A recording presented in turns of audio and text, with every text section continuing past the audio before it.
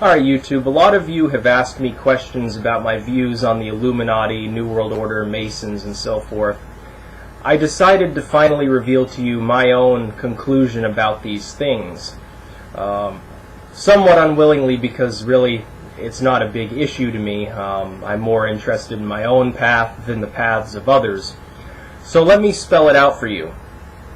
The conspiracy theorists who talk about New World Order, feminists, Satanists, Luciferians, the Illuminati, the Masons, the Zionists, all of these different groups, they're wrong and they're right. They're right in that there are different groups, somewhat operating underground, attempting to secularize the world, attempting to bring back paganism, attempting to bring back deified man. They're right in that some of these groups work together towards their goals. Although they're wrong about Zionism, Zionism has nothing to do with it, it's peripheral at best. They're wrong about Satanism. Satanism is merely an atheistic initiatory school.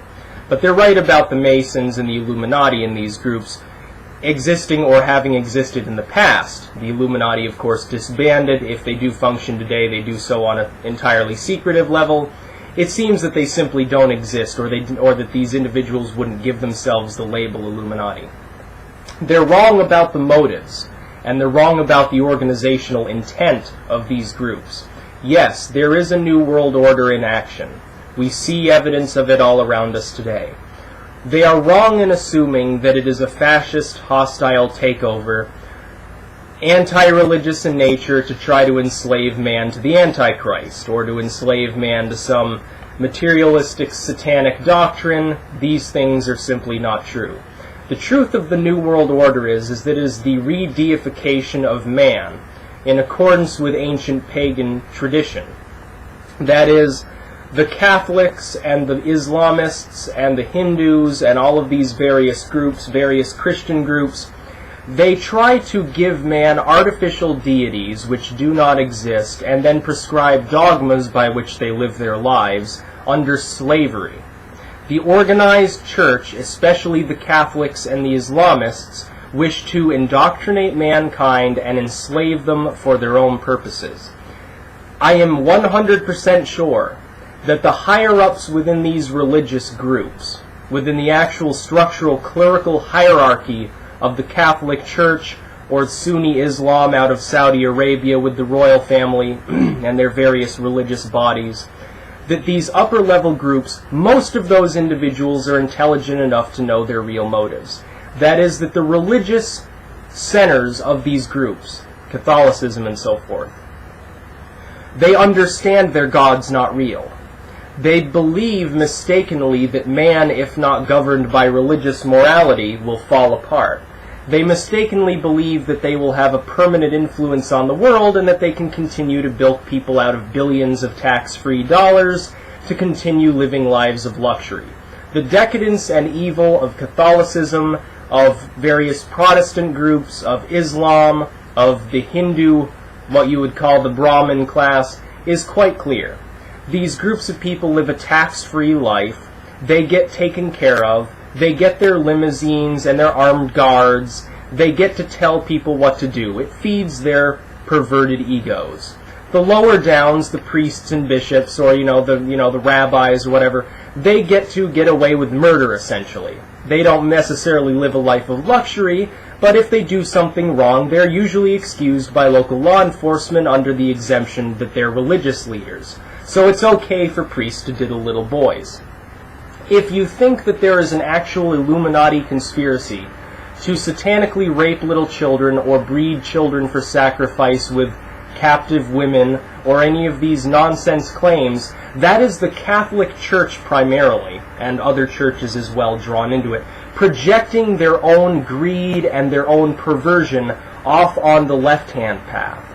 That is, that the satanic panic of the 80s is nothing more than the Church's actions to cast the evil eye at groups which were starting to grow, Satanism, Paganism, Wicca, and to label them as the same evil that the Catholics and the Protestants and the Orthodoxy and Islamists and Hindus all indulge in.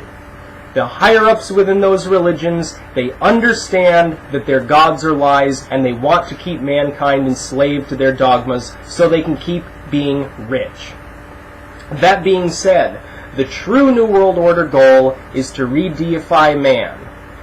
It is to give the deified status, take it away from these false deities, which don't exist, these Jehovahs and Allahs and so forth, and give it back to man. That is, man recognizes himself as a sentient entity, capable of judging good and evil, capable of making his own mind up, and going forth with his own actions. What do you think the Renaissance was about?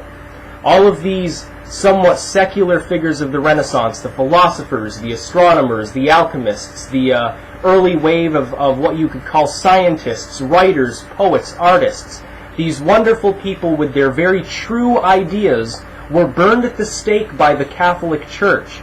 We see the same thing happening in Islamic countries today. We see the same thing happening in Africa, where the Catholics and the Protestants are still vying for the souls of these so-called heathens that are living a perfectly fine life now, but now all of a sudden the priests and the bishops and so forth go over there and say, no, you've got to worship Jesus or you'll go to hell.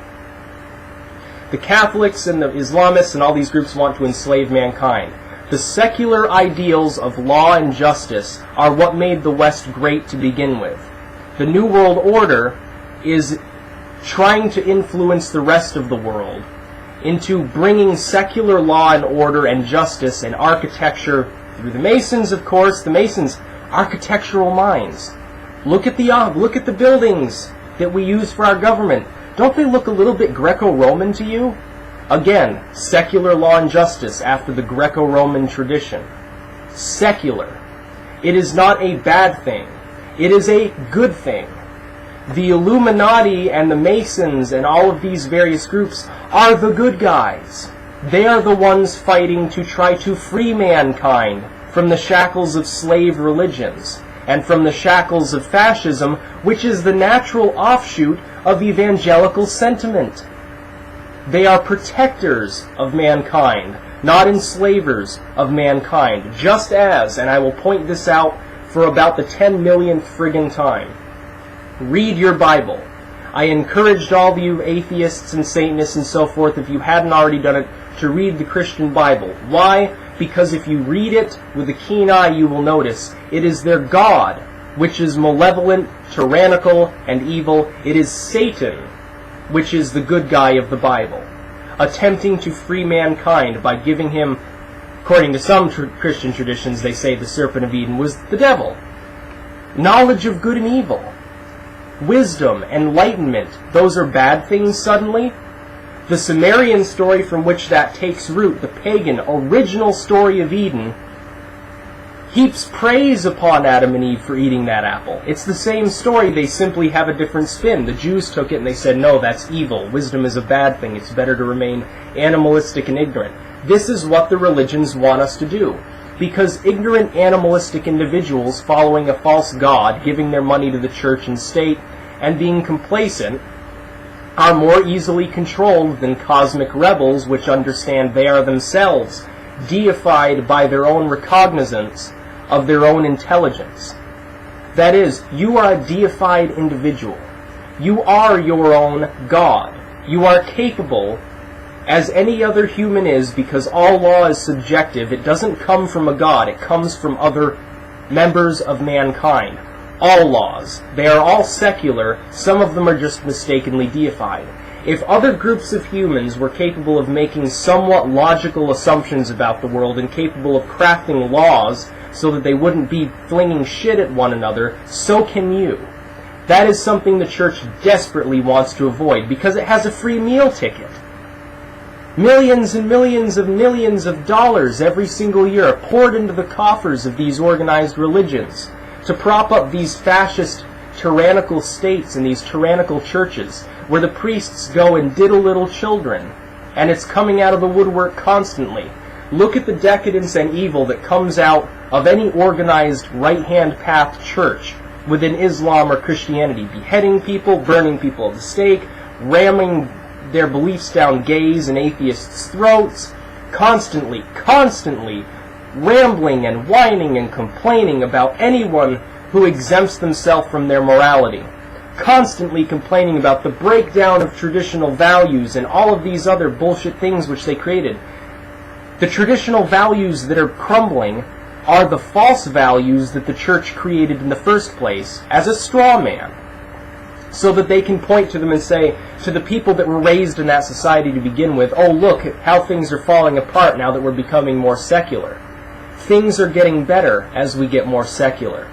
And the religious right is so wont to point out figures like Hitler or Mao or Stalin that supposedly were atheistic. Stalin, raised an Orthodox Christian with wonderful morals, obviously. Hitler, a lifetime Catholic. And Mao, who was actually agnostic and didn't give a shit. You will note one thing in common, that while atheism often became the state religion of such groups, it wasn't atheism that caused the problems in the first place, it was fascism. And fascism is straight out of religion. Let me tell you that. The idea of one person or a group of people ruling, the oligarchy or the tyranny, comes straight out of the idea that certain individuals were chosen by God, by divine providence, and have the right to rule you. If you want an end to these things, you should be praising the New World Order. You should be praising the Illuminati, which are now defunct, but at the time were a group pushing secular law and justice. That's a good thing. Why do you think our country has done so well? Why do you think Europe has done so well? We adopted secular law and justice. We forced religion out of the state. It worked. It worked wonders. Look at the things around you. Look at the skyscrapers or the pretty forests or whatever you think is good about the country. This is my July the 4th message. Look at the country around you. Yes, there are problems with it.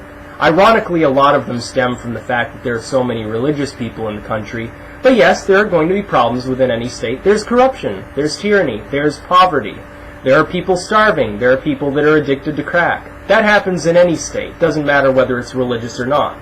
The one advantage that we have is that we don't stone people in the streets for being witches. That we don't allow the church, which traditionally, if you look at the history of any organized religion, you will see, normally, generally speaking, violent history, lots of mistakes, lots of corruption, far more so than any secular government. So you know what? I support the New World Order, and I support the idea of a worldwide secular authority, because I support the idea that everyone should make their own decisions. And it certainly wouldn't be a fascist majority, because, simply put, it would primarily be for economic cooperation to prevent things like poverty, which prevent people from accessing information, which prevents them from being ignorant, which allows them to deify themselves and make their own decisions. We must reduce ignorance in this world as quickly as possible. The easiest way to do that is to clamp down on organized religion. And people say, well, we'll lose our morality, marriages will be gay, we'll start aborting babies. Peripheral issues. Limited peripheral issues. If you honestly care whether gay people get married, you are already too far lost, and you shouldn't even be alive at this point. Because you have been brainwashed, and only by freeing yourself of that right-wing brainwashing will you actually be able to live a fruitful life. Because you are not living a life for yourself, you're living a life for a non-existent carpenter savior. And that's the point I wanted to make. So yes, feminists and Satanists and all of these groups, the Illuminati and the Masons, are striving for a new world. They're not organizing together most of the time because they have disparate views and they focus on different issues. For instance, feminists. They're interested in women being equal to men. They're not necessarily interested in occultism or paganism. Simply not the case. The gays, they want gay marriage and gay rights. They probably don't care about architecture very much, or necessarily even secularism. The Masons, more concerned with Greco-Roman architecture and making the world a more secular, hospitable place to live in. These are the good guys. These are not the enemies of mankind. If you want to see the immortal enemy of mankind, look no further than the Church. Because as our founders, on this 4th of July, all understood, and I can read you quotes, if you ask me to, I'll put them in the comments section. Actually, I'll just put them in the description of the video. You can look at quotes from our founders and find they distrusted religion. They despised, in some cases, organized religion. They were secular. They may have believed in a god, but they believed in secular government and society. Peace out.